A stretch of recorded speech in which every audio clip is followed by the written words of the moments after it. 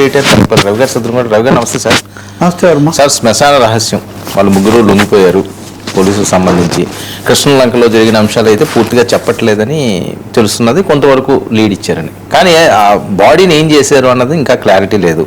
అయితే ఉచ్చి అయితే బిగుస్తుంది ఓవరాల్గా ఈ కేసుకి సంబంధించి. సిఐ దాని వెనకాతలు ఎవరెవరు ఏంటన్నది అంటే ఇది రాజకీయమైన మలుపులు తీసుకుంటుందేమో, లేకపోతే పక్కదో పడుతుందేమో ఇలా చాలా భావించారు, కానీ అలా జరగలేదు. కారణాలు ఏమైనా, ముఖ్యంగా మీడియా దీని మీద పెట్టిన ఫోకస్, ప్రజలకు ఉన్నట్టు ప్రజల్లో వచ్చిన నిరసన, రాజకీయ పార్టీలు కూడా భిన్న కోణాలు తీసుకోవటం, దీని అంతటితో ఇది పైగా న్యాయస్థానం కూడా జోక్యం చేసుకోవటం, కొన్ని ఆధారాలు లభించటం, వీటి అన్నిటితో ఈ ఉచ్చు బాగా బిగుసుకుంది. ఇది నిజానికి గతంలో అనుకున్నట్టుగా జగన్ ప్రభుత్వం ఉన్నప్పుడు ఏదో అనంతబాబు కేసులాగా ఇది ఒకటి తయారై కూర్చుంది. అదేమో వ్యక్తిగతమైంది, ఇదేమో స్టేషన్లో అధికారులకు పోలీస్ స్టేషన్లో సంబంధించింది. కాబట్టి ఈ సమయంలో నిన్న హైకోర్టులో నిజానికి షాక్ అనే చెప్పాలి. ఎందుకంటే హైకోర్టు ముందు హేబియస్ కార్పస్ ఉంది, బాడీ లేదు, అది లాకప్ డెత్ అనేది దాదాపు వాళ్ళు రిమాండ్ రిపోర్ట్లోనే చెప్పేశారు. కాబట్టి ఇంకా అందులో ఏం సందేహం మిగలేదు.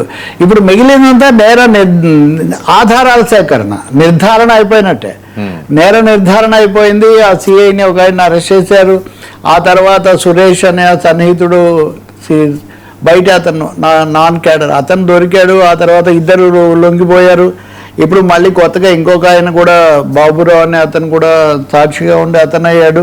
సో దీంతో ఇదంతా ఒక ఎత్తు వర్మ. చాలా విచిత్రంగా, విపరీతంగా, ఎప్పుడు లేనట్టుగా శ్మశానాన్ని గాలించాల్సిన, శ్మశానంలో రహస్యం ఉందేమో అనే ఒక పరిస్థితి వచ్చింది. శ్మశాన రహస్యం అన్నమాట ఇది.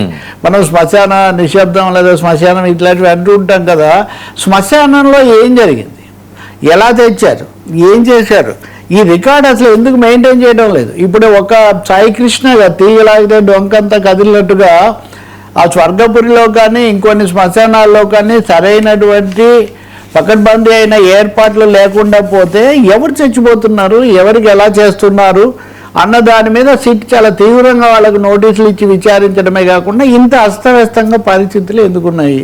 దీనివల్ల ఒక విధమైన ఆందోళన కూడా కలిగించే పరిస్థితి ఏర్పడింది. ఎవరెవరు దీన్ని దుర్వినియోగం చేస్తున్నారు? ఇక్కడ అనుకోకుండా ఒక రాజకీయమైన లేదా పోలీస్ సంబంధమైన విషయం బయటకు వచ్చింది కాబట్టి ఇది ఈ స్థాయిలోకి వచ్చింది. అది కూడా రాజకీయంగా పక్కదో పట్టి అసలు సంగతి పక్కకు పోయింది. కానీ పక్కకు పోకూడదు ఏంటంటే, ఒక అధికారికమైన శ్మశానంలో అనధికారికంగా దహన క్రియలు జరిగిపోతున్నాయి. ఎవరెవరు బాడీస్ తీసుకొస్తున్నారు, ఎట్లాంటి వాళ్ళని తీసుకొస్తున్నారు? పైగా మీకు తెలుసు కదా, ఒకసారి ఇంకా దాన్ని దహనం చేసిన తర్వాత ఇంకేం మిగలదు. అసలు ఆచూకీ దొరకని చాలా అంశాలు కూడా ఇప్పుడు చాలా మంది గల్లంతయ్యారు. అది ఇదన్నప్పుడు ఏం జరుగుతుందో అని. సో దీంట్లో అక్కడ ఉన్న తనిఖీ అధికారులు కానీ, అక్కడ సిబ్బంది కానీ, దానికి బాధ్యత వహించే కార్పొరేషన్ కానీ, ఇది ఇటువైపు కూడా మళ్ళినటువంటి ఒక పరిస్థితి. చాలా తీవ్రమైన నోటీసులు సిట్ వాళ్ళకు జారీ చేసింది. అది ఎలా వస్తుంది, ఈ విషయం కనుక క్లియర్ అయితే ఇంకా కొన్ని నేరాలకు సంబంధించిన అంశాలు కూడా బయటికి రావచ్చేమో. ఇప్పుడే కాకుండా ఇంతకుముందు జరిగినవి కూడా సంఘ వ్యతిరేక శక్తులు, లేకపోతే అవినీతి వ్యవహారాలు, నేరస్థ శక్తులు, ఇవి ఎప్పుడూ ఉంటాయి.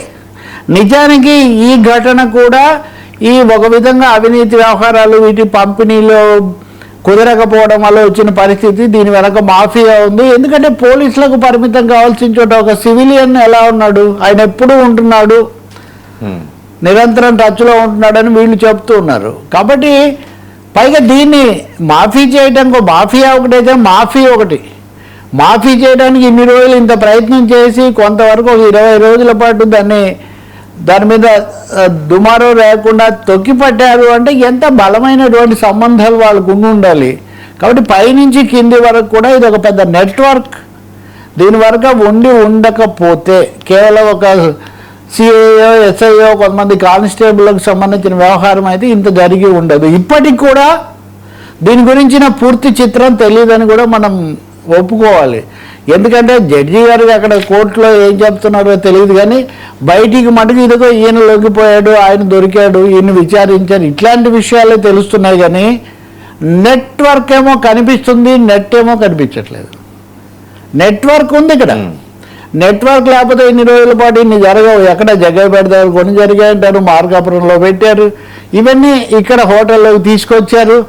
ఇవన్నీ కూడా సాక్ష్యాధారాలు లేకుండా పోయాయి. కాబట్టి ఖచ్చితంగా నెట్ను కనుక్కోకపోతే మటుకు ఇదంతా విచారణ వృధా అవుతుంది. నాకు తెలిసి హైకోర్టు ఆ విషయంలో ఖచ్చితమైన వైఖరి తీసుకుంటుంది. జూలై 5కు అట్లా 15 వాయిదా వేశారు. చాలా దీర్ఘమైన వాయిదానే వేశారు. దానికి ఒక కారణం కూడా ఉంది. నిన్న అయిపోతుందేమో అనుకున్నప్పటికీ ఇంకా నిర్ధారణ అయిపోయింది. కాబట్టి ఇప్పుడు దోషులు లేకపోతే నిందితులను పట్టుకోవటం, వాళ్ళ మీద సరైన సాక్ష్యాధారాలు సేకరించడం, లేకపోతే అక్కడ కోర్టుకు సమర్పించడం అన్నదే ఇక్కడ మిగిలి ఉన్నటువంటి అంశం. కాబట్టి కూటమి కూడా రాజకీయమైన వాదనలు, కూటమి అంటే ప్రభుత్వం రాజకీయ వాదోపవాదాలు ఏం చేసినప్పటికీ చట్టబద్ధంగా మానవ హక్కుల కమిషను, హైకోర్టు ఇవన్నీ వచ్చిన తర్వాత, ముఖ్యమంత్రి సిట్ వేసిన తర్వాత ఇంకా దీన్ని ఈ విషయంలో ఒక మార్గంలో ముందుకు పోవడం తప్ప ఇంకా వేరే లేదన్న వాస్తవాన్ని గ్రహించినట్టుగా కూడా మనకు కనిపిస్తుంది. అందుకని ఇప్పుడు మనకు రాజకీయ వాదనలు ఏమో తక్కువ ఇవి కనిపిస్తున్నాయి. ఇప్పుడు వాళ్ళని కూడా నిన్న అడిగారు గట్టిగా. ఉదాహరణకు అశోక్, నాని వాళ్ళ పేర్లు, వాళ్ళు ఒక ఆయన హెడ్ కానిస్టేబుల్, ఒక కానిస్టేబుల్, మీరెందుకు పోయారు రాకుండా, పోనీ మీరెందుకు దొరకకుండా పోయారంటే, కాదు మేము కేసులో చెన్నైకి పోయామన్నారంట. వాళ్ళు కేసులో చెన్నైకి పోతే ఫోన్ చేస్తారు కదా, ఇదిగో అదే విచారణకు రాకుండా ఎందుకు పారిపోయారు, విచారణకు రాకుండా ఎందుకు పారిపోయారు అని అడిగితే మేము సాయి కృష్ణని చూడలేదన్నాడంట నాని. మరి ఇప్పటివరకు మీడియాలోనేమో నాని ఈ పేర్లు వస్తున్నాయి, అతనేమో నేను చూడలేదు అంటున్నాడు. కాబట్టి దీంట్లో బయటికి వచ్చినవి రానివి మమ్మల్ని పంపించింది కూడా నాగరాజే మాకు అది ఇచ్చి పంపించాడని వాళ్ళు చెప్పారు అని చెప్తున్నారు.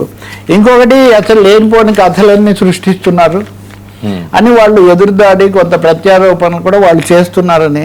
ఇవన్నీ నిజం తెలియాలంటే మటుకు ఇది తవ్విన కొద్దీ ఇంకా లోపలికి పోతున్నాయి, కానీ దీనికి సంబంధించిన అంశాలు రావట్లేదు. ఇప్పటికైనా కానీ హైకోర్టు కూడా సమయం ఇచ్చింది కాబట్టి ఎందుకైతే ఏమి. ఇంకోటేమో సిబిఐ విచారణ అన్న అంశం. సిబిఐ విచారణ చేపట్టాలి అని తల్లి వేసిన పిటిషన్ కూడా హైకోర్టు 15వ తారీఖు విచారిస్తానంది. అంటే హైకోర్టు నిర్ణయం దేని మీద ఆధారపడి ఉంటుంది, అప్పటి వరకు జరుగుతున్న విచారణ క్రమం ఏమైనా కొత్త లింకులు ఏమైనా ఛేదించారా, దానికి సంబంధించిన అంశాలు బయటికి పెట్టారా అన్న దాని మీద ఆధారపడి ఉంటుంది. ఏమీ లేకుండా అతను వాళ్ళు చెప్పలేదు కాబట్టి మేమేం ముందుకు పోవట్లేదు అని చెప్తే అప్పుడు ఖచ్చితంగా కోర్టు సంతృప్తి చెందదు, మీకు ఇంత వ్యవధి తీసుకొని కూడా మీరు ఏం చేయలేకపోయారు అని. కాబట్టి సిబిఐ కనుక రంగంలోకి వస్తే అది చాలా పెద్ద విషయం అవుతుంది. ఎందుకంటే కూటమి ప్రభుత్వం వచ్చిన తర్వాత ఒక్క పోలీస్ లాకప్ డెత్ లాంటి విషయంలో కేంద్రం నుంచి సిబిఐ కనుక విచారణ చేపట్టేటైతే అది ఖచ్చితంగా రాజకీయంగా చాలా పెద్ద సంకేతం అవుతుంది. కేంద్రం రాకపోవటం అటు నుంచి, ఇంకోటి కోర్టు చెప్పగానే సిబిఐ లేకపోతే ప్రభుత్వం అడగగానే సిబిఐ రాకపోవచ్చు, కోర్టు చెప్తే వస్తుంది. కోర్టు చెప్తుందా లేదా, ప్రభుత్వం అడగదు, ప్రతిపక్షం అడిగినా ప్రయోజనం, అంటే వైసీపీ వాళ్ళే అడుగుతున్నారు, మిగతా వాళ్ళు ఏమో అడగడం లేదు. కాబట్టి ఇప్పుడు సిబిఐ ఎంట్రీ నో ఎంట్రీ అన్నది హైకోర్టు మీదే పూర్తిగా ఆధారపడి ఉంటుంది. ఇంకా ఇతర విషయాల్లో పోలీసులకు సంబంధించి హైకోర్టు ఎంత తీవ్రమైన ఉత్తర్వులు ఇస్తుంది, చాలా ఖచ్చితంగా హైకోర్టు నుంచి అట్లాంటివి రాకపోతే మటుకు ఇంకా కాలయాపన జరిగితే మటుకు ప్రజలు కొంచెం అస్పష్టతకు, ఆందోళనకు గురయ్యే అవకాశం ఉంది. నేను అనుకుంటాను high court will take a very serious note of it. అది తీసుకుంటుందని ప్రభుత్వం కూడా గుర్తించబట్టే ముందస్తుగానే వాళ్ళ పాత్ర వాళ్ళు